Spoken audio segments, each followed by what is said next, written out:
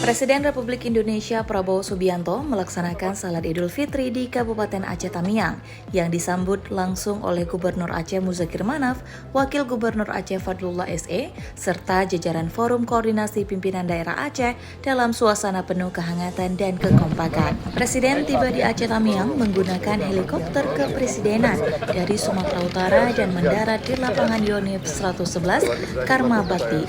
Kehadiran Presiden bersama rombongan menjadi perhatian masyarakat yang antusias menyambut di lokasi. Dari lokasi pendaratan, Presiden bersama jajaran pemerintah pusat dan daerah langsung menuju Masjid Darussalam yang berada di kawasan hunian sementara untuk melaksanakan Salat Idul Fitri berjamaah.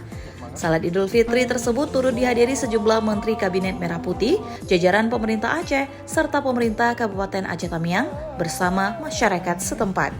Momentum kebersamaan ini menjadi simbol kuat kedekatan pemerintah dengan masyarakat, khususnya warga terdampak bencana yang saat ini menempati kawasan hunian sementara.